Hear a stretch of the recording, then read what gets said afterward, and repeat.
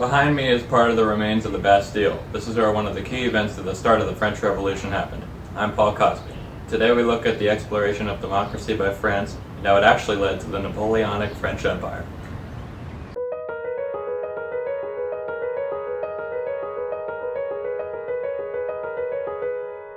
The American Revolution and the French Revolution were both driven by the beliefs of natural rights and equality. In both instances, the people felt the need to be free from tyrannical rule and the need to live independent from oppressive monarchs. Both occurred at a time of economic hardship and the opportunity to seize control of a failing government. The climate of the French Revolution was different because of the mass government spending 7 years earlier during the American Revolution. Because of this, the protests were often led by members of the French upper class. The French Revolution began during the meeting of the Estates General at the Palace of Versailles. At the time, France was divided into estates. The third estate was the only one subject to taxes. The first and second estates only represented 3% of the French population. When the meeting was called, the king and his advisors wanted to completely overhaul the tax system so the economic crisis could be solved.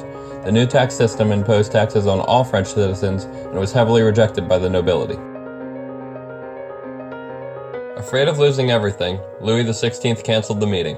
The new assembly, led by Robespierre, Mirabeau, and Sieyes, met at a separate part of the palace. On June 20th, 1789, they wrote a new constitution. The king had no choice but to recognize the new authority of the assembly, which named itself the National Constituent Assembly, July 9th, 1789.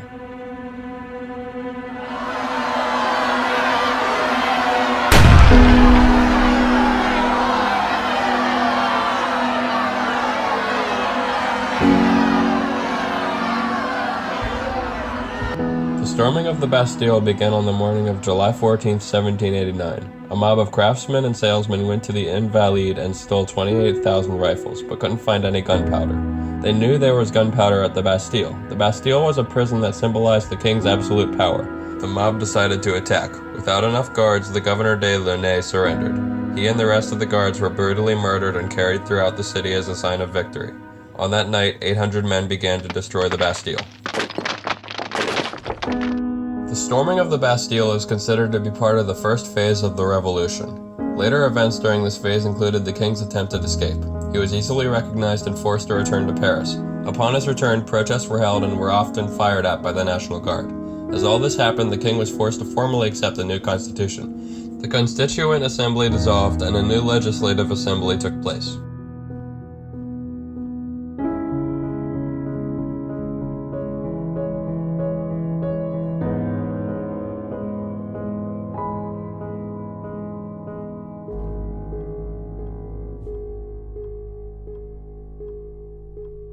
Just as the revolution escalated and the government weakened, a different leader rose from the shadows. Napoleon Bonaparte was born on August 15, 1769, at the French island Corsica.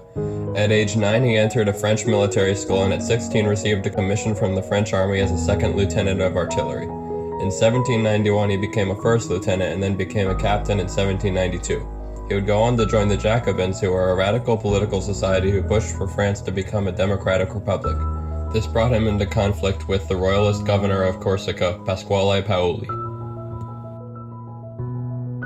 As the Jacobins gained influence, the king entered trial. On the 21st of January 1793, King Louis XVI was executed. A group of Jacobins led by Maximilien Robespierre took power over the government. Robespierre had effectively become dictator of France, and several French cities revolted.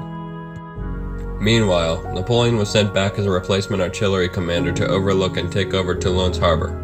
He was commended greatly for his leadership and was named brigadier general at age 24.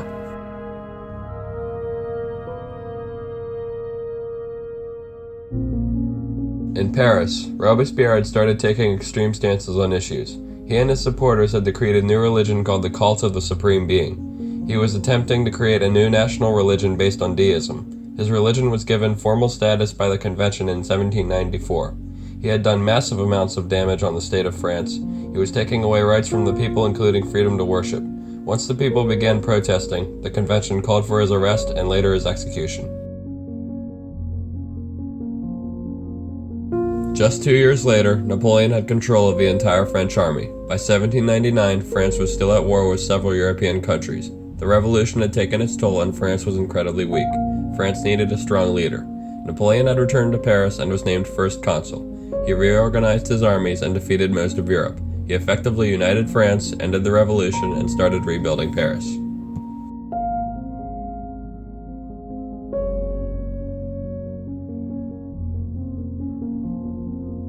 Then, in 1802, he established Napoleonic Code. This was a post-revolutionary revised set of laws and rights.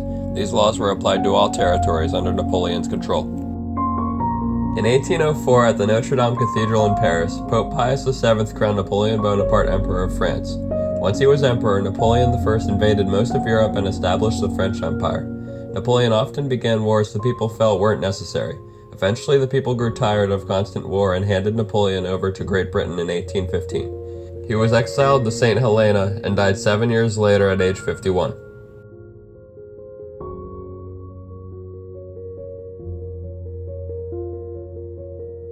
The French Revolution so crippled the government it seemed anyone with enough support could take power.